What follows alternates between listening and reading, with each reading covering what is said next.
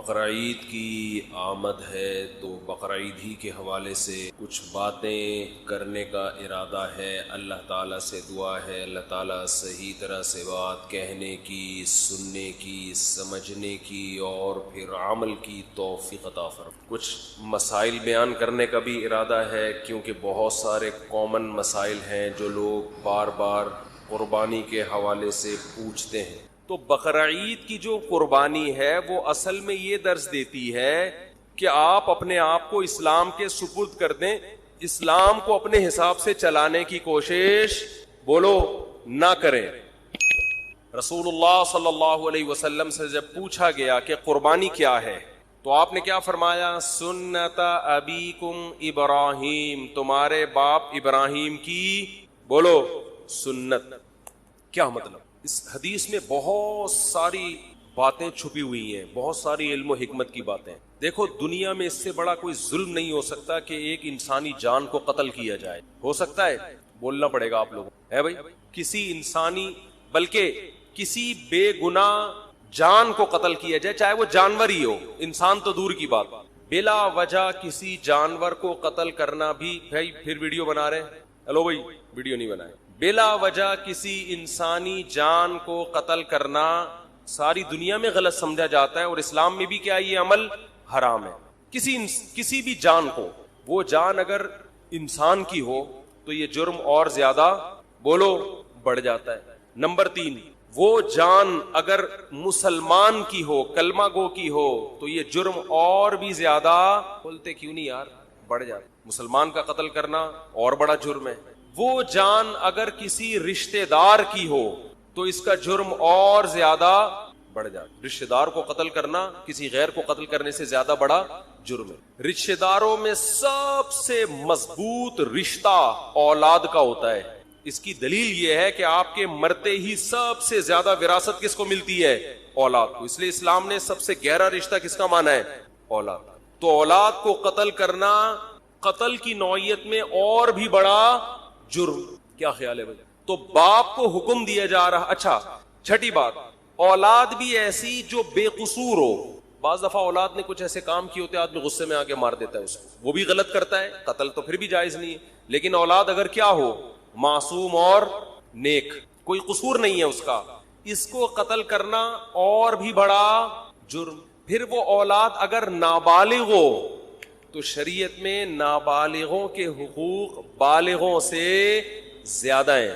آج تو ان حقوق پر عمل نہیں ہوتا، یہ خوب مسئلہ سمجھ لیں۔ نابالغ بچے کا مال اس کی پرمیشن سے بھی آپ استعمال نہیں کر سکتے۔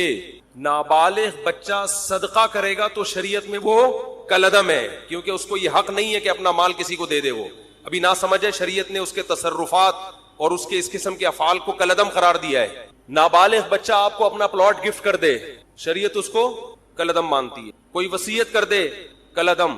سمجھتے ہو؟ کیونکہ اس کے مال کی حفاظت اور اچھا نابالغ بچے سے آپ کوئی کام بھی نہیں لے سکتے۔ یہ بہت اہم پوائنٹ کی بات ہے۔ لوگ خدمت لے رہے ہوتے ہیں نا، وہ بچہ کوئی جا بیٹا یہ لے کر آ، جا بیٹا پانی لے کر آ، جا بیٹا یہ لے کر آ۔ علماء نے یہ مسئلہ بیان کیا ہے کہ نابالغ بچے سے آپ کوئی کسی قسم کی خدمت نہیں لے سکتے۔ والدین خدمت لے سکتے ہیں، اسی طرح استاذ والدین کی پرمیشن سے اتنی خدمت لے سکتا ہے جس کا تعلق تربیت سے ہو۔ بہت مشکل ہے بات سمجھنا، بہت۔ مثال کے طور پر آپ نے پڑھنے کے لیے اپنا بچہ کسی ٹیچر کے حوالے کیا، اب ٹیچر کا ادب بھی آپ چاہتے ہیں اپنے بچے کو سکھانا، تو ماں باپ نے بچے سے یہ کہا اور ٹیچر سے بھی یہ کہا کہ اس سے خدمت لیتے رہا کریں، کبھی کبھار پانی منگوا لیا، یہ کام کروا لیا، دکان سے جو ہے وہ کوئی چیز منگوا دی، تاکہ اس میں استاذوں کی خدمت کا جذبہ برقرار رہے۔ تو ٹیچر اس نیت سے اس سے خدمت لے سکتا ہے تاکہ اس میں خدمت کا جذبہ برقرار رہے، اور یہ بھی جب لے سکتا ہے جب بچے کے والدین کی طرف سے ٹیچر کو اس کی پرمیشن بھی ہو، کیونکہ اصل متولی ماں باپ ہیں، استاذ نہیں ہے۔ بہت مشکل ہے یار، کیسے سمجھائیں؟ تو لیکن آج کیا ہو رہا ہے، بعض اداروں میں بچوں سے محنت مشقت والے کام لیے جاتے ہیں، تو جائز نہیں ہے، ان سے خوب سمجھ لیں۔ اسی طرح ہنر سکھانے کے لیے بھی بچے سے خدمت لی جا سکتی ہے والدین کی پرمیشن سے۔ ماں باپ اپنے بچے کو میکینک بنانا چاہتے ہیں تو شو روم میں لے جا کے وہ جو ورک شاپ میں بٹھا دیا، تو وہاں جو بھی استاذ ہے اس سے کہا کہ بھئی اس سے پلگ پانا وغیرہ کھلواؤ تاکہ اس کو یہ کام آئے۔ تو ہنر سکھانے کی نیت سے بھی ٹیچر استاذ وہ نابالغ بچے سے خدمت لے سکتا ہے, کس کی پرمیشن سے؟ ماں باپ کی. مگر اس میں بھی یہ ہے کہ یعنی زیادہ محنت مشقت والے کام اس صورت میں بھی جائز نہیں ہے جس سے وہ تنگ آنا شروع ہو جائے. سمجھتے ہو؟ یہاں ایک مدرسہ ہے, مجھے نہیں یاد پڑتا کہ میں کبھی کسی بچے سے میں نے پانی بھی منگوایا ہو, مجھے نہیں یاد پڑتا. تو یہ اصول ہے, خوب سمجھ لیں. تو اس سے پتہ چلتا ہے کہ نابالغ کے حقوق اسلام میں بالغوں سے زیادہ ہیں. ٹھیک ہے, تو اس کا قتل کرنا تو اور بڑا جرم ہوگا نا. تو ابراہیم علیہ السلام کو اللہ تعالی حکم دے رہے ہیں کہ آپ قتل کریں ایک جان کا, اور وہ جان بھی انسانی جان, اور انسانی جان بھی معصوم بے گناہ, اور معصوم بھی آپ کا رشتہ دار, اور رشتہ دار بھی وہ جو سب سے قریبی, اور نابالغ بھی جس کے حقوق بالغوں سے زیادہ ہیں. اور مزید ایک بات یہ کہ وہ بچہ جو آپ کو آپ کی قربانیوں کے صلے میں بطور گفٹ ملا تھا. نہیں آ رہی بات؟ ابراہیم علیہ السلام نے جب اللہ کے لیے قربانیاں دی ہیں نا, تو اس کے گفٹ میں اللہ نے کیا دیے؟ اسماعیل.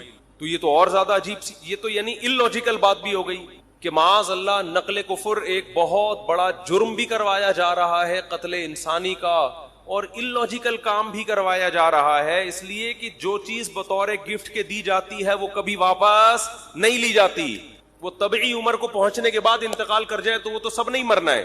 ابراہیم علیہ السلام کہہ سکتے تھے, اے اللہ تو نے تو میری قربانیوں کے صلے میں مجھے یہ بیٹا دیا تھا, تو دیا کیوں تھا جب تو نے اس عمر میں لینا تھا اور میرے ہی ہاتھوں ذبح کروانا تھا اس کو؟ کوئی لاجک سمجھ میں آتی ہے؟ آپ لوگ کی سمجھ میں آ رہی ہے میرا خیال ہے, تو بول لو نہیں آتی. کوئی آتی ہے سمجھ میں لاجک اس کی؟ بالکل illogical کام, بالکل illogical کام. لیکن ابراہیم علیہ السلام نے فوراً حکم کی تعمیل کی لیے. کیوں؟ اس لیے کہ اللہ جب کسی بات کا حکم دے دے تو وہ illogical بھی کیا بن جاتا ہے؟ بولو. یہ چیز آج لبرل لوگوں کی کھوپڑی شریف میں بیٹھ گئی. یہ ہر چیز وائی, اس میں کیا ہے, کھڑے ہو کر پانی پینا کیوں, بیٹھ کے. میں وہ جب بھی کوئی پوچھے نا اسلام میں بیٹھ کر پانی پینا کیوں افضل ہے, کھڑے ہو کر بھی جائز ہے, افضل ہے بیٹھ کے. اسے بولے کپڑے کیوں پہنے ہوئے ہیں, کیوں کا جواب دیکھو. جب بھی کوئی گمراہ آدمی کیوں کرے نا, سوال پوچھے, تو جواب دینے کے بجائے اس سے سوالات پوچھنا شروع کر دو کہ تیرے اوپر پہلے 10 سوال ہیں تو اس کا جواب دے. ہمیشہ ہر باطل کی عادت ہوتی ہے وہ آپ کو سوالات میں الجھائے. آپ اسی سے پوچھو کہ اور بہت سارے کیوں ایسے جن کا تمہارے باپ کے پاس بھی, اب تو باپ کا لفظ اب چلے گا, جس کا تمہارے باپ کے پاس بھی کوئی جواب نہیں ہے. یہ جو لبرل لوگ ہم سے پوچھتے ہیں تم لوگ لاکھوں جانور کاٹ دیتے ہو, معصوم جانور, قربانی کے دنوں میں ظلم ہے جانوروں پر, تو بجائے ان کے جواب دینے کے آپ ان سے پوچھا کرو تم ایک مرغی بھی کیوں کاٹتے ہو؟ جو میکڈونلڈ میں اتنی لاکھوں مرغیاں کٹ کے برگر میں آتی ہیں, یہ کس بیس پر کاٹ رہے ہو؟ کیونکہ انسان اتفاق سے جب وجود میں آیا ہے, یہ جانور بھی اتفاق سے وجود میں آئے ہیں, تو اتفاق سے وجود میں آئی ہوئی چیزوں میں کسی کو کسی پر برتری حاصل نہیں ہوتی. جتنا حق زندہ رہنے کا اس دنیا میں انسان کا ہے, اتنا ہی حق مرغیوں کا بھی ہے. آپ کہہ سکتے ہو کہ جانور بھی تو ایک دوسرے کو کھاتے ہیں, تو وہ تو جانور ہے نا, وہ تو گدھے ہیں ان کو تو سینس نہیں ہے. آپ کو تو کھوپڑی دی اللہ نے, اللہ کو نہیں مانتے, چلو فطرت نے دی آپ کو کھوپڑی, اور آپ کے پاس کھانے کی دنیا میں اور کم چیزیں. دال کھاؤ, ماش کی دال میں اتنا پروٹین ہے, گوشت کی ضرورت کافی حد تک پوری کر دیتی ہے ماش کی دال. ہندو کھاتے ہیں نا دالیں, کھا کے تو 99 سال زندہ رہتے ہیں. تو کوئی زندہ رہنے کے لیے گوشت کھانا ضروری نہیں ہے. اسلام نے جو ہمیں گوشت کھانے کا حکم دیا وہ تو اور بہت سارے, اس میں تو ابھینندن کی وجہ سے قائم ہے. یہ اس میں تو یہ کہا بھائی وہ آئے گا تو تم گوشت کھاؤ گے تو اوپر جا کے اس کو چائے پلا کے رخصت کرو گے. دالوں پہ یہ کام, جو دال پہ سیٹ ہو گیا, جو سبزی پہ سیٹ ہو گیا, وہ یہ کام 10-20 سال امریکہ نے افغانستان میں گھاس کھائی کہ نہیں کھائی؟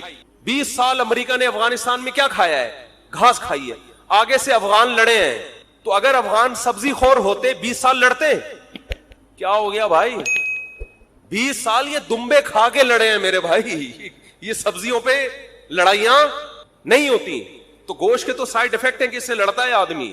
تو لبرل لوگوں کو تو گوشت کی پیس, وہ کیا ہے, لو پیس چاہتے ہیں نا دنیا میں, اور بھی 2-4 اس طرح کے الفاظ ہیں, پیس, لو, اور کیا ہے, خیر وہ سوچتے رہیں بعد میں بیٹھے. تو یہ تو پیس فل دنیا چاہتے ہیں, اس میں تو گوشت ہونا ہی نہیں چاہیے. آپ کو تو چاہیے کہ آپ ہندوؤں کی طرح گائے, وہ تو ہندو صرف گائے کی خدمت کرتا ہے, آپ کو چاہیے آپ بھینس کی بھی کریں, بکری کی بھی کریں. تو ہم تو لاکھوں جانور کاٹتے ہیں, ہم پر اعتراض نہیں ہوتا, کیونکہ ہم کس کے حکم پہ کاٹتے ہیں؟ وہ تو اگر اولاد کو کاٹنے کا حکم دیتا اس کو کاٹ دیتے بھائی، جیسے ابراہیم علیہ السلام نے کہا کاٹ دو بس.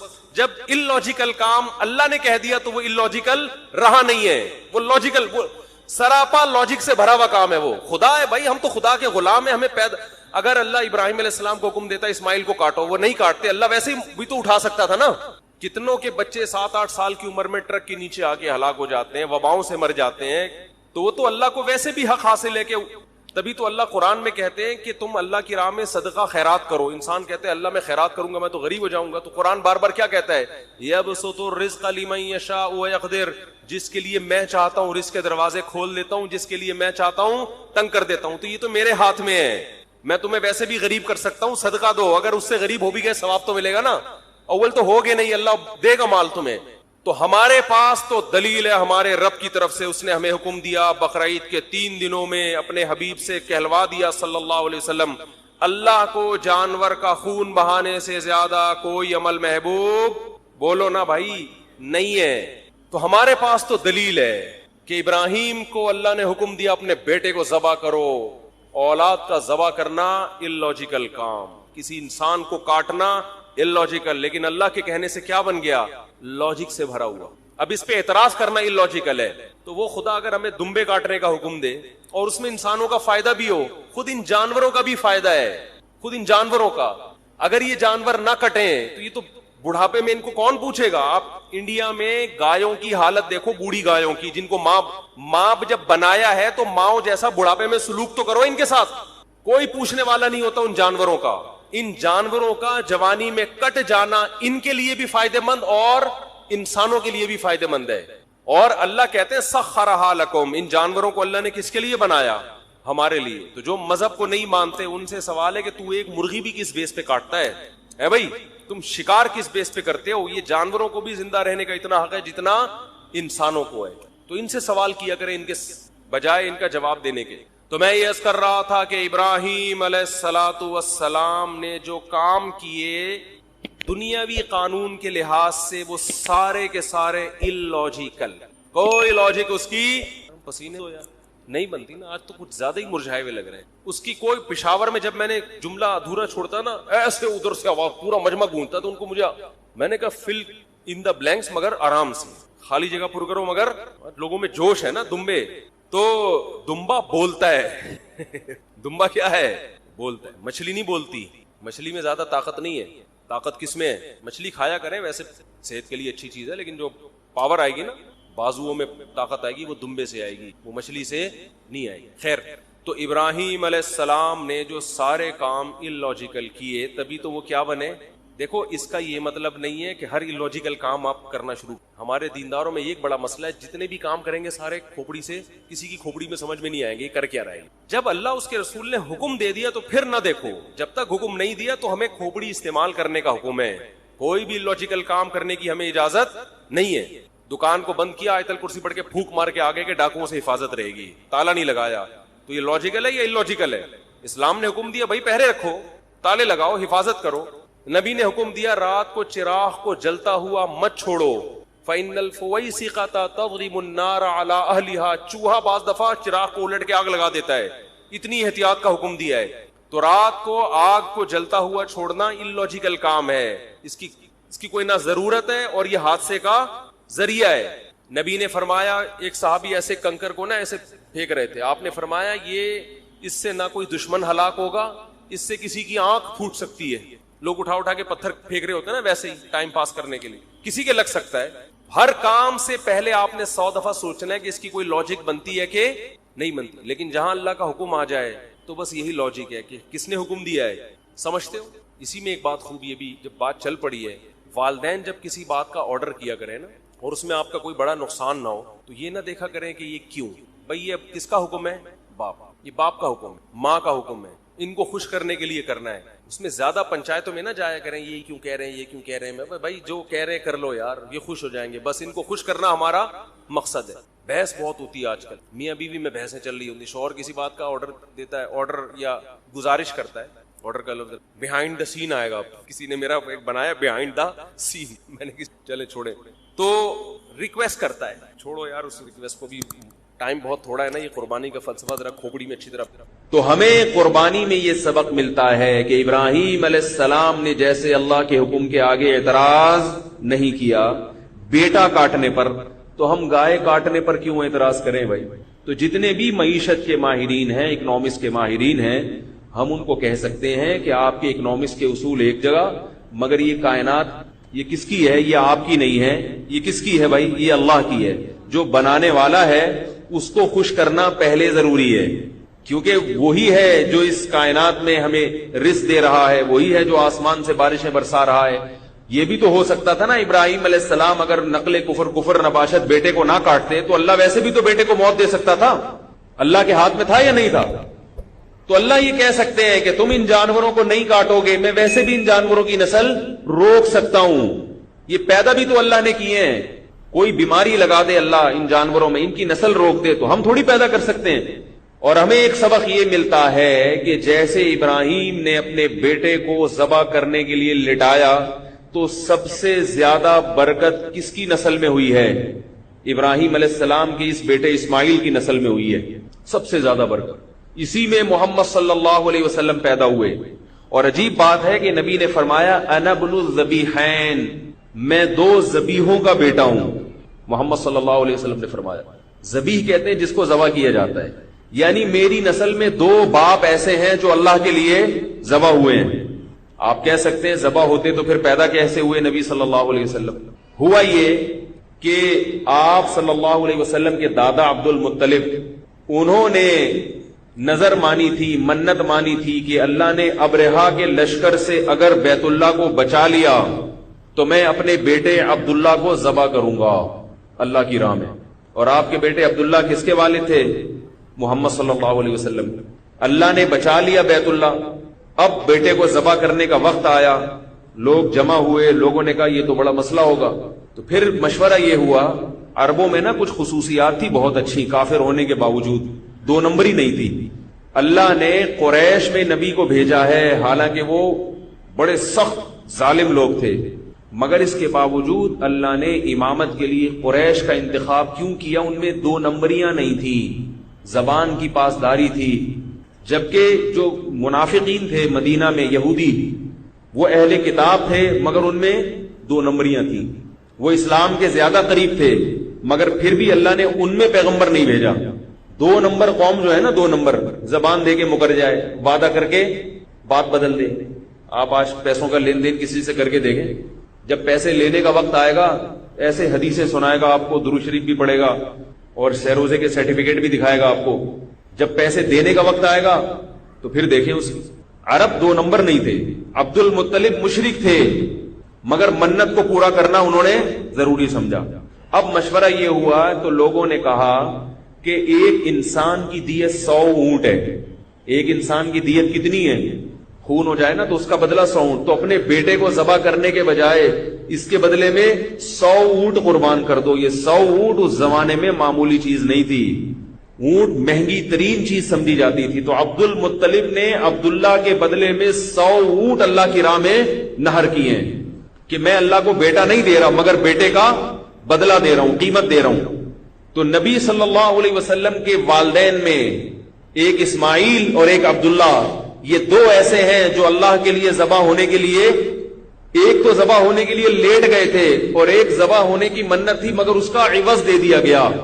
تو آپ صلی اللہ علیہ وسلم نے فرمایا میرے باپ دادا میں 2 ایسے گزرے ہیں جو اللہ کے لیے گویا ذبح ہو چکے ہیں. اس سے یہ بھی پتا چلتا ہے کہ باپ دادا میں قربانی ہو تو اس کا بھی بدلہ اولاد کو, بولو بھائی, ملتا ہے. 2 قربانیاں تھی نا اوپر, تو اس لیے اللہ تعالیٰ نے اس خاندان کو کیا دیا؟ محمد صلی اللہ علیہ وسلم. یہ بلڈ میں یہ چیز آتی ہے. تو کہاں سے کہاں بات چلی گئی. تو جو یہ کہتے ہیں کہ اکنامکس کے ماہرین کے قربانی میں یہ ہے, اب آپ دیکھیں میڈیا خبریں اڑا رہا ہے کہ وہ کون سا وائرس پھیلا ہوا ہے, کانگو وائرس. پورے سال جانور قصائی کے پاس جاتے ہیں, اس میں کوئی وائرس نہیں ہوتا. اور اس طرح کی بھی خبریں میڈیا پہ اچھالی جا رہی ہیں. کوئی غریب مجھے لوگ بتاتے ہیں, میں نہیں دیکھتا, وہ بتاتے ہیں غریب ہے, اس کے گھر میں چولہا نہیں جل رہا, کوئی بیوہ عورت ہے, ہائے ہائے, ایک صاحب محلے میں 10 لاکھ کا بیل لے کر آ رہے ہیں, تو بتایا جا رہا ہے یہ 5 لاکھ اس کو دے دیتے تو کتنا اچھا ہوتا. تو میں نہیں کہہ رہا 20 لاکھ کا بیل ذبح کریں, آپ کر لیں 5 لاکھ کے زیادہ کر لیں تاکہ گوشت زیادہ ملے آپ کو, لیکن یہ جو مقصد ہے، اس کا مقصد کیا ہے؟ قربانی کے فلسفے کو غلط ثابت کرنا. ہم جانور ذبح کر کے ابراہیم علیہ السلام کی سنت کو زندہ کرتے ہیں، اور ہم یہ بتا دیتے ہیں کہ ہم صرف اللہ کے حکم کو دیکھتے ہیں. ماہرین کی مہارت اور ان کی جو فلسفیانہ موشگافیاں ہیں ان سے ہم متاثر نہیں ہیں. اور جیسے اسماعیل کو ذبح کرنے کے لیے لٹایا، حضرت ابراہیم کا خیال یہ تھا کہ میرے اس بیٹے کی نسل ہمیشہ کے لیے ختم ہو جائے گی، مگر اللہ نے ابراہیم علیہ السلام کے اسی بیٹے میں سب سے زیادہ برکت رکھی. تو ہم بھی جانور کو جب کاٹتے ہیں تو اعداد و شمار کے جو ماہرین ہیں، اگر آپ کیلکولیشن کریں تو لگتا یہ ہے کہ یہ نسل بھی ختم ہو جائے گی. گائے ایک بچہ دیتی ہے سال میں، اور بکری زیادہ زیادہ 2 سے 3 بچے دے دیتی ہے، مگر اتنا کٹتا ہے نسل ختم ہونے کا نام نہیں لے. آپ ابھی بھی سوراب کوٹ کی منڈی چلے جائیں، میں تو کل ہو کر آیا ہوں، تیرتا ہوا آیا تھا، بارش جس حساب سے ہو رہی ہے تیرتا ہوا آیا تھا، تیرتے ہوئے گئے ہیں اور تیرتے ہوئے آئے، رش لوگوں کا، لوگ پھر بھی کاٹ رہے ہیں جانور. تو یہ تو ہے کہ اللہ نے ابراہیم علیہ السلام، اور یہ کتنی بڑی ابراہیم علیہ السلام کی قربانی تھی کہ اس کے بدلے میں ہمیں بھی ایک منفرد نوعیت کی عبادت کا موقع مل گیا. یہ عبادت کی ایک ایسی قسم ہے جو دنیا کے کسی دوسرے مذہب میں نہیں پائی جاتی تھی. یہودیوں میں بھی قربانی تھی، جانور قربان کرنا، عیسائیوں میں بھی تھی، مگر ان کے جو عقل پرست لوگ ہیں نا، جیسے ہمارے بھی آج کل ایک مارکیٹ میں آ رہے ہیں، سمجھتے ہوں گے کہ کون ہے وہ، تو ان کے جو عقل پرست لوگ ہیں انہوں نے عقلی لاجک بیان کر کر کے اس قربانی کے حکم میں تحریف کر دی. عیسائیوں کو بھی حکم تھا جانور ذبح کرنے کا، یہودیوں کو بھی حکم تھا، انہوں نے اسی قسم کے فلسفے پیش کر کر کے قربانی کا سارا فلسفہ ہی ختم کر دیا. اب ان کے یہاں نہیں ہے، اس لیے وہ ہم پہ حیران ہوتے ہیں کیا کر رہے ہیں بھائی. تو ہم ان سے کہہ رہے ہیں یہ تو وہ حکم ہے جو تورات اور انجیل میں لکھا ہوا ہے تمہارے لیے، تمہارے انبیاء نے بھی قربانیاں کی ہیں، اور یہ حقیقت ہے کہ اس سے معیشت بھی ختم نہیں ہو رہی بلکہ معیشت اور بہتر ہو رہی ہے. جو خطرات ہیں نا وہ کیلکولیٹر کی حد تک ہیں، وہ آپ جب جمع تفریق کریں، جو عملی طور پر جو نظر آ رہا ہے، لاکھوں غریبوں کا چولہا جلتا ہے اس سے. یہ جو منڈی میں لوگ کھڑے ہوئے ہیں جانور لا کے، یہ بیچارے اکثر ان میں قوم کے وہ پست لوگ ہیں کہ اگر جانور کی خریداری نہ ہو تو ان کے گھروں کا چولہا نہ جلے. میں 3-4 سال پہلے اندرون سندھ کسی گاؤں میں میرا جانا ہوا، تو کسی بیچارہ گنوار دیہاتی بالکل ان پڑھ جاہل، اس کے گھر میں گیا تو میں نے اس کا گھر بڑا اچھا دیکھا، بڑا اچھا گھر، اس کا ایئر کنڈیشن لگا ہوا ہے اور بہت اچھی ہنسی خوشی زندگی اس کی گزر رہی. میں نے کہا تمہیں آتا واتا تو کچھ بھی نہیں ہے، تم اتنا پیسہ کہاں سے کماتے ہو؟ وہ کہنے لگا میں سعودی عرب میں جاب کرتا تھا، وہاں سے جاب چھوڑ کر آیا ہوں میں. میں نے کہا کیوں چھوڑی اتنی اچھی جاب؟ کہہ رہے میں نے کیا کیا کہ 4 کٹے لے کے پالے اپنی زمین میں، کراچی میں منڈی میں لے جا کے بیچ دیے، تو اتنا پروفٹ ہوا کہ میرا پورا سال اسی سے آرام سے گزر جاتا ہے، میں گھر بیٹھ کے کھاتا ہوں. اور اس نے مجھے اپنے 4 کٹے مٹے دکھائے، 2-4 بکرے کھڑے ہوئے تھے، کچھ کٹے کھڑے ہوئے تھے، کٹے تھے پتہ نہیں بچیاں تھی کیا تھا، کیا بس میں یہی کرتا ہوں. ایسے لاکھوں لوگ ہیں جن کو اللہ تعالیٰ بقرعید کی برکت سے کاروبار دے رہے ہیں. قصائیوں کو دیکھ لو، جب بھی آپ کسی قصائی کے پاس سے گزرو وہ آپ کو سلام کرے گا، السلام علیکم، لیکن بقرعید کے دنوں میں وہ نہیں کرے گا، آپ کو کرنا پڑے گا اس کو سلام. بقرعید کے دنوں میں کبھی دیکھا کسی قصائی نے آپ کو سلام ہی نہیں کرتا؟ کہتے ایسا نہ ہو گائے لٹانے کا بول دے، ٹائم نہیں ہے بھائی. بقرعید کے دنوں میں قصائی کو آپ سلام کریں گے، وہ وعلیکم السلام کے پیسے لے گا آپ سے، کہے گا بھائی ٹائم نہیں ہے، میں نے آپ کو سلام کا جواب دیا، 50 روپے جرمانہ بھرو. پکڑائی میں نہیں آتے. کتنا کماتے ہیں، کتنا کماتے ہیں. یہ تو وہ ہے، یہ تو میں نے بہت تھوڑا، چارے والوں کو کتنی کمائی ہوتی ہے، یہ تو وہ تھوڑا ہے جو کما رہے ہیں. فری میں کتنا لوگوں کو، گوشت ایک ایسی چیز ہے جو مہنگی ترین خوراک ہے، کتنے غریبوں کو جن کو پورے سال گوشت کھانے کو نہیں ملتا، بقرعید کے دنوں میں اتنا گوشت ان کو، وہ کھاتے بھی ہیں، کئی مہینوں کا اپنے فریج میں اسٹور بھی کر لیتے ہیں. قرآن مجید نے صدقات و خیرات کا جو فلسفہ بیان کیا ہے، کئی لا یکون دولتم بین الاغنیاء منکم، اللہ کہتے ہیں زکات، مال غنیمت اور صدقات و خیرات کا میں حکم اس لیے دیتا ہوں کہ دولت چند ہاتھوں میں مرکوز ہو کے نہ رہ جائے. تمہارا پیسہ بہہ کے کہاں جانا چاہیے؟ نچلے طبقے میں. قربانی میں یہ پیسہ جتنا اوپر کے طبقے سے بہہ کے نیچے کے طبقے میں جاتا ہے، اتنا شاید کسی اور عبادت میں نہ جاتا ہو. مالدار لوگ قربانی کرتے ہیں 10-10 لاکھ بھی اگر کر لیں، 9,000 15,000 20,000 حصے کے، اور 10-10 20-20 لاکھ تک بھی لوگ جاتے ہیں، تو یہ دولت مندوں کی جیبوں سے نکل کے یہ پیسہ کس کے جیب میں جاتا ہے؟ غریبوں کی. یہ اتنا گوشت ہم کھا نہیں سکتے، نہ چاہتے ہوئے بھی لوگ صدقہ کرتے ہیں قربانی کا گوشت. 1/3 تو ویسے ہی حکم میں بہتر ہے کہ صدقہ کر دیا جائے، لیکن کیا ہے کہ لوگ اس سے بھی زیادہ کرتے ہیں. تو اگر یہ بقرعید کا فلسفہ ختم ہو جائے تو غریب آدمی کے لیے گوشت کا حصول آسان نہیں ہوگا، مشکل ہو جائے گا. تو یہ تو میں نے تھوڑی سی روشنی اس پہ ڈالی ہے قربانی پر. اب میں ایک اور حکمت قربانی کے حکم کی بیان کرتا ہوں. ایک بات یاد رکھیں، شریعت جب ہمیں کسی بات کا حکم دیتی ہے تو اس ایک حکم میں کئی مصلحتیں چھپی ہوتی ہیں جس کا عقل پرستوں کو علم نہیں ہوتا. عقل پرستوں کہتے ہیں یہ کیا ہے، لیکن اگر آپ اس کی گہرائی میں جائیں گے تو آپ کو ایک حکم میں کئی حکمتیں نظر آئیں گی. قربانی میں ہمیں جانور کاٹنے کا حکم کیوں دیا گیا؟ صدقات و خیرات کا حکم کیوں نہیں دیا؟ یہ بات یاد رکھو، جانور کاٹنا صرف بقرعید میں اور عقیقے میں اور مینا میں جو دم واجب ہوتا ہے اس میں عبادت ہے، اس کے علاوہ جانور کاٹنا عبادت نہیں ہے. یہ جو صدقے کے بکرے پورے سال چلتے ہیں یہ بدعت ہے، اس کو ختم کریں، اس پہ کوئی ثواب نہیں ہے، گناہ ہے الٹا. اسلام میں صدقے کے بکرے کا کوئی تصور بولو بھائی نہیں ہے، کہیں بھی نہیں ملتا کسی صحابی نے بکرا کاٹا ہو صدقے میں. صدقے کا جو فلسفہ ہے وہ غریب کی حاجت پوری کرنا ہے. وہ حاجت پیسوں سے پوری ہوتی ہے، بکرے سے نہیں ہوتی. اب 20,000 کا ایک بکرا آپ غریب کو لے کے دیں، وہ کہے گا بکرے کے بجائے مجھے 20,000 کیش دے دیتے، لیکن آپ بکرا ہی کاٹ کے دے رہے ہو. اس کا مطلب ہے آپ کا یہ نظریہ ہے کہ بکرا کٹنے سے بلائیں دور ہوتی ہیں. یہ نظریہ غلط ہے. اگر آپ یہ کہتے ہیں کہ وہ پیسے کھا جائے گا تو بھائی راشن ڈلوا دو اس کے گھر میں. بعض غریب 2 نمبر بھی ہوتے ہیں، وہ 20,000 دو گے وہ گٹکے میں لگا دے گا، ہاں وہ راشن 20 بچوں کو پھر بھوکا مارے گا.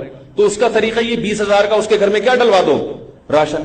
تو یہ بکرے نہ کاٹا کریں. بکرا کاٹنا صرف بقرعید میں، عقیقے میں اور مینا میں جو دم لازم ہوتا ہے یا شکرانے کا جو دم ہوتا ہے حج تمتع میں، حج قران میں، اس کے علاوہ جانور کاٹنا عبادت نہیں ہے. گوشت کھانا ہے تو ٹھیک ہے، ورنہ نہیں ہے یہ عبادت. لوگ بکرے کا تبھی سیلانی کے بکرے دیکھیں آپ، وہ اتنے سے وہ پنجروں میں بکرے بند کیے ہوئے انہوں نے. یہ ظلم ہے بھائی، نسل کشی ہے. جب اللہ کے حکم کی خاطر آپ جانور کاٹیں گے تو برکت ہوگی، اللہ کے حکم سے ہٹ کے کاٹیں گے تو برکت نہیں ہوگی، برکت ختم ہوگی. یہ جو بکرے کا گوشت اتنا مہنگا ہو رہا ہے اس کی بہت بڑی وجہ صدقے کے بکرے ہیں. صدقے کے نام پہ لوگ پورے سال بکرے کاٹتے رہتے ہیں اور بکرے کی قیمت بڑھتی رہتی ہے. اگر یہ صدقے کے نام پہ بکرا کٹنا بند ہو جائے تو پھر آپ دیکھیں بکرے کی قیمتیں صحیح آ جائیں گی، مناسب ریٹ پہ آ جائیں گی. تو چھوڑ دے بکرے کاٹنا. اور یہ بکرے بھی بیچارے ایسے، ان بکروں کو صدقہ کرنے کا دل چاہتے ہیں ان کے اوپر. میں نے تو کئی دفعہ لوگوں کو یار 5 روپے کا لوسن میری طرف سے اس بکرے کو کھلا دو. سیلانی کے بکرے اتنے سے رکھے ہوئے. پیسے خرچ کیا کریں، غریب کو پیسے دیا کریں، بکرے نہ دیا کریں. بکرے آج کل مالداروں کو نہیں مل رہے، اتنا ریٹ ہو آپ غریب کو بکرا کھلا رہے ہیں. اور اگر جانور ہی گوشت کھلانا ہے تو پھر گائے دیں. مدرسوں میں لوگ بکرے دے رہے ہیں. او بھائی مدرسے میں 20,000 کا بکرا تم دے رہے ہو، اگر 20,000 کی گائے دے دیتے وہ مدرسے کے طلبہ 2 مہینے کھاتے بیٹھ گئے. بکرا 2 دن میں ختم ہو جاتا ہے. تو اس سے پتہ چلتا ہے کہ لوگوں کی نظر میں یہ کہ جانور کٹے گا تو، اور 20,000 کا راشن ڈال دیتے وہ اور زیادہ اچھا تھا. تو خیر میں یہ عرض کر رہا تھا کہ شریعت ایک حکم دیتی ہے تو اس میں کئی حکمتیں چھپی ہوئی ہوتی ہیں.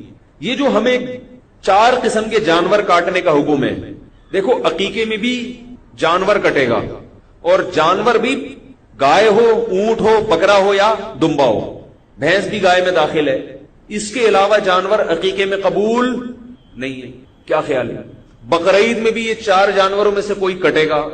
مرغی کاٹیں گے تو 100 مرغیاں کاٹ دیں قربانی، بولو نا بھائی. مینا میں بھی کیا ان 4 میں سے کوئی جانور کاٹنا پڑے گا. کیا خیال ہے؟ ایک اور عبادت ہے شریعت میں کھانا پینا عبادت نہیں ہے، یہ ذہن میں رکھو. صرف 4 مواقع ہیں جہاں کھانا پینا شریعت نے عبادت رکھا ہے. ایک بقرعید میں، اس میں گوشت کھانا عبادت ہے باقاعدہ. نبی صلی اللہ علیہ وسلم جو ہے نا دعوت نہیں کرتے تھے لوگوں کو، صرف ولیمے پہ دعوت کی ہے آپ صلی اللہ علیہ وسلم نے. ولیمہ یہ بھی عبادت ہے. یعنی اسلام میں 4 قسم کے کھانے ہیں کہ جن میں کھانا باقاعدہ عبادت ہے. ورنہ اسلام میں روزہ عبادت ہے، کھانا عبادت. بول لو بھائی یار. اور کھانا بھی ہے تو بہت تھوڑا کھانا ہے اسلام میں، یہی ہے اسلام کی بات کر رہا ہوں. باقی ہم لوگ کا کیا حساب کتاب ہے وہ آپ کو سب کو پتا ہے. نبی صلی اللہ علیہ وسلم نے فرمایا بدترین برتن جو بھرا جائے وہ معدہ ہے انسان کا. یعنی کوئی بھرا ہوا برتن آپ صلی اللہ علیہ وسلم کو اتنا ناپسند نہیں تھا جتنا کسی کا بھرا ہوا پیٹ. بہت سخت وعیدیں اس پر پیٹ بھر کے ٹھوسنے پر. تو کھانا پینا اسلام میں پسندیدہ کام, کھلانا پسندیدہ کام ہے, کھانا پینا پسندیدہ کام نہیں. اب کھا رہے ہیں, حضرت جی کی یاد میں کھا رہے ہیں, اور عید میلاد النبی پہ کھا رہے ہیں, اور اللہ کی محبت میں بھی کھا رہے ہیں, نبی کی محبت. تو نبی کی محبت میں وہ کام کرو جو نبی نے کیا. نبی نے کھا کے تھوڑی محبت کا اظہار کیا, نبی تو روزہ رکھ کے اظہار کیا نا. تو نبی کی محبت میں روزہ رکھو, کیا خیال ہے, کم کھاؤ. تو یہ بہت اہم بات کرنے چلا ہوں, اللہ کرے سمجھ میں آ جائے. تو اسلام میں 4 قسم کے کھانے ایسے جن میں باقاعدہ کھانا عبادت ہے, اور کھلانا بھی اور کھانا بھی ایسے موقع. ان میں ایک ہے بقرہ عید. کیا خیال ہے نا اس میں. تو نبی صلی اللہ علیہ وسلم نے گوشت اس کا شوق سے تناول فرمایا, اور بقرہ عید میں آپ صلی اللہ علیہ وسلم کچھ بھی نہیں کھاتے تھے اس وقت تک جب تک قربانی کا گوشت نہیں. یعنی کیونکہ اللہ کی طرف سے دعوت ہے, آپ کا مہمان میزبان یہ چاہتا ہے نا کہ آپ جب اس کے دسترخوان پہ بیٹھے تو پہلے سے پیٹ آپ کا بالکل خالی ہو. تو آپ صلی اللہ علیہ وسلم صبح سے کچھ بھی نہیں کھاتے تھے, کیونکہ اللہ جب گوشت کھلا رہے ہیں تو آپ چاہتے تھے کہ میرا معدہ بالکل خالی ہو, اس گوشت کو رغبت سے کھا سکوں میں. کسی نے دعوت کی اور آپ پیٹ بھر کے چلے گئے, اب آپ 2 نوالے لے کے رک گئے, وہ جس نے دعوت کی اس کو غصہ آئے گا کہ نہیں آئے گا. تو اس لیے یہ جو نبی نے صبح کچھ نہیں کھاتے تھے نا, اس لیے تاکہ رغبت سے کھائیں. لیکن یہ اس وقت ہے جب قربانی وقت پہ تیار ہو جائے. آج کل 6-6 7-7 بھی بچ جاتے ہیں تو کھا لیا کریں, کیونکہ جانور قربان کرنے کا حکم ہے, خود قربان ہونے کا حکم نہیں ہے. تو اگر جلدی ہے 10-11 بجے تک گوشت تیار ہو جائے گا تو بھوکے رہیں, اگر اس سے بھی دیر ہو رہی ہے تو 2 نوالے کھا لیا کریں, کیونکہ پھر اتنا زیادہ وہ عید کا دن بھی ہے نا, یہ بھی تو دیکھنا ہے. تو اور اگر کوئی برداشت کر سکتا ہے شام تک کچھ بھی نہ کھائے, ثواب کی بات بہرحال یہی ہے, کچھ بھی نہ کھاؤ. پہلا نوالا کون سا اترے, قربانی کے گوشت. تو ایک کھانا عبادت ہے کب, قربانی میں. دوسرا کھانا عبادت ہے عقیقے میں, ٹھیک ہے نا, عقیقے میں حکم ہے کھاؤ بھی کھلاؤ بھی. تیسرا جو حج تمتع میں اور حج قران میں قربانی کرتے ہیں اس میں بھی حکم ہے کھاؤ, وہ بھی قربانی ہی ہے, تو اس کو ہم بقرہ عیدی میں ڈال دیتے ہیں. تو اور چوتھی عبادت ہے ولیمے میں. ولیمے میں بھی حکم ہے اولم ولو بشاتن, فرمایا ایک بکرا ہی کیوں نہ ہو ولیمہ ضرور کرو. اس میں بھی تذکرہ کس کا آ گیا, بکرے کا, یا گائے کر لو اس میں. تو 4 قسم کے کھانے اسلام میں, ان میں قدر مشترک کیا ہے, سب میں گائے, بکرا, اونٹ, دمبا. نہیں یاری بات. یہ بھی تو اسلام کہہ سکتا تھا کہ تمہارے یہاں بچہ پیدا ہوا ہے تو بریانی کی 4 دیگیں پکا لو, چکن بریانی کی, کہہ سکتا تھا نا اسلام. یہ دال چاول کھلا دو لوگوں کو, کیا خیال ہے. بقرعید پہ اللہ کہتے ہیں قربانی کرنی ہے تو 100 مرغیاں کر دو, یا لوگوں کو ویسے ہی جمع کر کے خود بھی کھاؤ اور مسور کی دال اور دال چاول کھلا دو, خود بھی کھاؤ پبلک کو بھی کھلاؤ. ہر جگہ ذکر آ رہا ہے اونٹ, گائے, بکرا, دمبا, اس کے علاوہ نہیں. اس سے پتہ چلتا ہے کہ یہ 4 جانوروں کا گوشت ایسا ہے کہ شریعت چاہتی ہے کہ مسلمان کھائیں. دنیا کی بہت ساری قومیں گوشت نہیں کھاتی, بہت ساری قومیں بڑا گوشت یعنی چکن اور مچھلی تو کھا لیں گی, یہ بڑے جانوروں کا گوشت نہیں کھاتی. اسلام میں ان جانوروں کا گوشت کھانا مذہب کا حصہ ہے. آپ مذہب کی بہت سارے احکامات کو فالو کر ہی نہیں سکتے جب تک آپ اونٹ کا گوشت, گائے کا گوشت, بکرے کا گوشت اور دمبا کا گوشت نہیں کھاؤ گے. بتاؤ جو بکرے کا گوشت نہیں کھاتا وہ بقرعید منا سکتا ہے؟ بہت سے کہتے ہیں نہیں بکرا نہیں کھانا, ایکچولی کے بعد کچھ بھی لگا دیں آپ, ٹھیک ہے نا, ہم نہیں کھا سکتے. وجہ کیا ہے, اسلام کیا چاہتا ہے, مسلمان کیا کھائے, گوشت کھائے. نہیں یاری بات. اسلام کیا چاہتا ہے, مسلمان ہندو کی طرح سبزیوں پہ گزارا نہ کرے ورنہ پریڈ کرتے ہوئے گر جائے گا. جیسے کہ واگا بارڈر پہ ہندو فوجی جب پریڈ کرتے ہیں اور وہ پاؤں کی ٹاپ زمین پہ مارتے ہیں, یوٹیوب پہ دیکھ لو, کئی فوجی گر چکے ہیں. پاکستانی فوجی الحمدللہ نہیں گرتے. فرق کیا ہے, میں واگا بارڈر گیا تھا ابھی پچھلے ہفتے, میں نے وہاں پاکستانی فوجی دیکھے اتنے لمبے لمبے, ایک کے ساتھ تو سیلفی بھی میں بناتا نہیں سیلفی, لیکن میں نے کہا یار اس کے ساتھ بناؤں گا میں, اتنا لمبا آدمی میں نے زندگی میں دیکھا نہیں.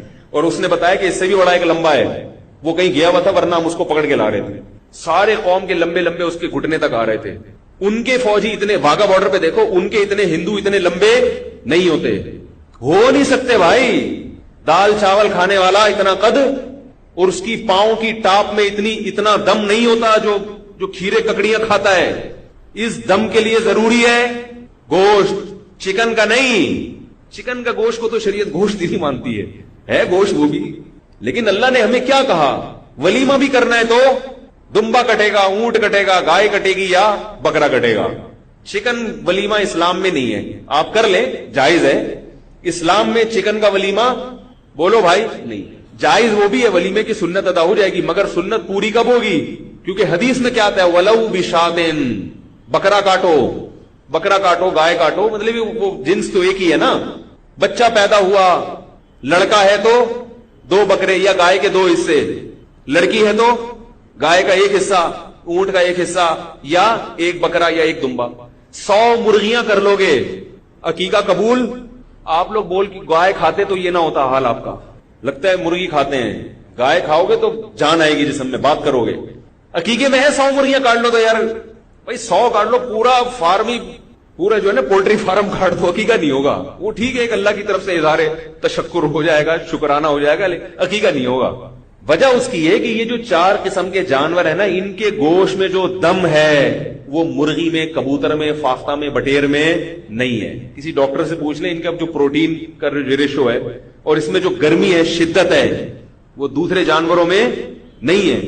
लहम कहते हैं इल्तिहाम, इल्तिहाम अरबी कहते हैं शिद्दत, जिसे खा के तबीयत एकदम भिन्नौट हो जाए, दिमाग जो है ना आदमी का मीटर घूम गया, कहते नहीं मीटर घूम गया मेरा।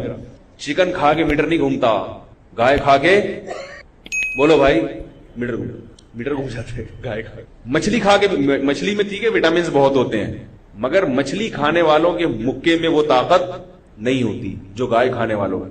एक साहब मुझे कहने लगे, देखो बांग्लादेशी लोग इतनी मछली खाते हैं, कितने सेहतमंद होते हैं। मैंने कहा अफगानी मछली नहीं खाते, दुम्बा खाते हैं। बांग्लादेश को और अफगानिस्तान को साथ खड़ा करके देखो, 2 मिनट में मछली और दुम्बे का फर्क सामने आ जाएगा। ठीक है, वो बंगाली लोगों की सेहतें अच्छी इस हवाले से होती हैं, आंखें उनकी तेज होती हैं, बाल काले होते हैं, उम्र, मछली खाने में ये सारे फायदे हैं। मछली खाने वाले की उम्र भी लंबी होती है, गाय खाने वाले की उम्र कम होती है, मगर वो थोड़ी उम्र में वो कुछ करके चला जाता है जो मछली खाने वाला 200 साल में।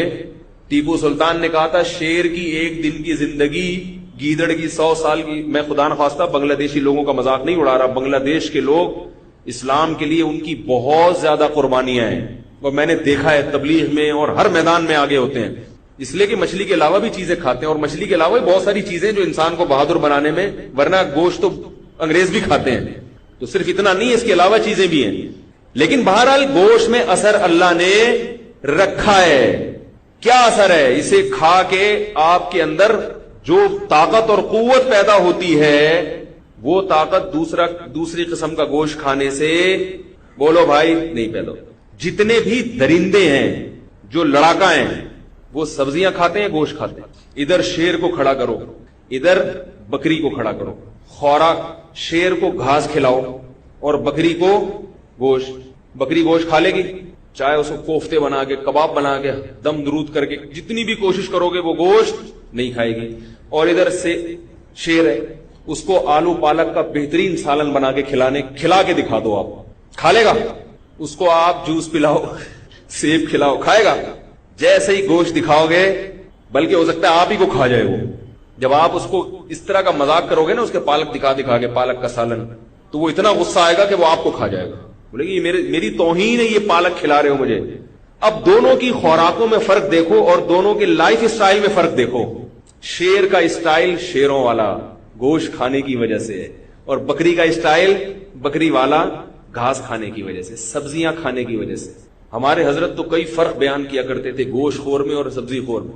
शेर की आवाज में अगर दम है तो क्यों है? गोश्त खाता है।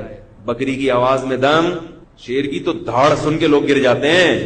वाघा बॉर्डर पे जो हमारे फौजी चीखते हैं ना, ये मैंने देखा कि हिंदुओं की आवाज में वो दम, जब कहते हैं ना परेड होशियार होगी, तो जो हमारे फौजी जब परेड का लफ्ज निकालते हैं, उनकी आवाज में जो दम है, वो हिंदुओं के जो फौजी जब आवाज निकालते हैं तो लगता है फेफड़े निकल के बाहर आ जाएंगे उनके। आदमी कहता है भाई थोड़ा हल्का रख ले, हमें पता है आप, वो नहीं चीख सकते। ये आवाज में दम कहां से पैदा हुआ है? इसलिए कि हम क्या करते हैं, बकरीद पे मसूर की दाल, केक नहीं खाते। इस्लाम में केक वेक नहीं है। हाँ, आप ये देख लो, ये जो ईसाई क्रिसमस में क्या खाते हैं? केक। इनकी क्रिसमस में केक है और हमारी क्रिसमस में गाय का गोश्त, ऊंट का गोश्त। फर्क तो होगा ना भाई। کیا خیال ہے؟ تو اللہ نے مسلمان کو گوشت کیوں کھلایا کہ بھی شادی ہو رہی ہے تو بھی گوشت, عقیقہ ہو رہا ہے تو بھی گوشت, اور قربانی ہے تو بھی گوشت, جب حج تمتع اور قران کیا تو بھی خوشی میں کیا کھاؤ گے؟ گوشت. اور اگر کوئی جنایت ہو گئی حج میں, خود تو نہیں کھاؤ گے لیکن دم دے کے دوسرے غریب کو کیا کھلاؤ گے؟ گوشت. تمہارے بہانے وہ تو بنے نا, ذرا وہ بھی تو مسلمان ہے نا. تو بھائی یہ اتنا گوشت کھلانے کا مقصد کیا ہے کہ تمہیں اپنے ملکوں کے دفاع کے لیے جسمانی طاقت کی جتنی ضرورت ہے اتنی ضرورت دوسروں کو نہیں ہے, ورنہ دوسرے تمہیں کچا کھا جائیں گے. وہ گوشت تو نہیں کھاتے لیکن انسانوں کو کھانے کی کوشش کرتے ہیں. تو اللہ چاہتے ہیں ہماری چال بھی شیروں والی بنے اور ہماری دھاڑ بھی شیروں والی بنے. وہ ایک فاسٹ بالر تھا شعیب اختر, میں کرکٹ نہیں دیکھتا الحمدللہ, لوگوں سے پتا چل جاتا ہے. تو وہ کہتے ہیں اتنی تیز بالنگ کراتا تھا کہ کسی ہندو پلیئر سے کسی نے پوچھا کہ یار تم اتنے فاسٹ بالنگ کیوں نہیں کرا سکتے؟ تو اس ہندو نے کہا کہ وہ گوشت کھاتا ہے اور ہم گوشت, بولو بھائی گوشت نہیں کھا کے نا آپ تو بالنگ نہیں کرا سکتے. تو رہا یہ کہ گوشت میں اتنی بیماریاں ہیں. لوگ یہ بھی کہتے ہیں, ڈاکٹر صاحبان بھی یہاں کچھ بیٹھے ہوئے ہوں گے, بولیں گے یار تو ہماری تو اچھا ہے کلینک چلتی رہے گی, گوشت کھائیں گے بیمار ہوں گے. بیمار اس لیے ہو رہے ہیں کہ ہم کھا شیروں والی خوراک رہے ہیں, کام ہمارے بکریوں والے ہیں. تو جب آپ کھائیں گے شیر والی خوراک اور کام آپ کیا کریں گے؟ بکریوں والے, تو پھر وہ ظاہر ہے بیماریاں پیدا ہوں گی, کولیسٹرول بڑھے گا, کیا خیال ہے, ہارٹ اٹیک ہوگا, مسائل کھڑے ہوں گے. تو اللہ کہہ رہے ہیں کھاؤ بھی گوشت اور کام بھی کیا کرو؟ وہ کام کرو جو گوشت.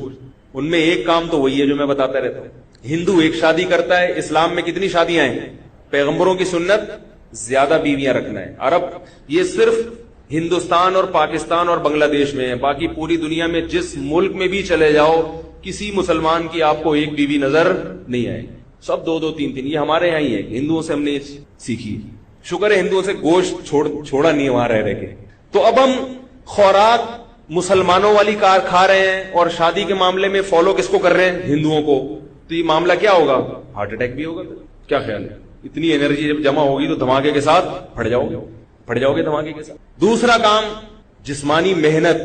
صحابہ کرام میں بعض صحابہ گھوڑے سے تیز دوڑتے تھے. سلمہ ابن اکوع رضی اللہ, کوئی بھی صحابی ایسا نہیں تھا جو تیز دوڑنا نہ جانتا ہو. گھوڑوں کی پشت پہ سوار ہونا, دوڑنا, رات کو جلدی سونا, صبح جلدی اٹھنا, یہ سارے کام کس کے تھے؟ ہمارے نبی اور صحابہ. بہت کم سوتے تھے, بہت زیادہ جاگتے تھے.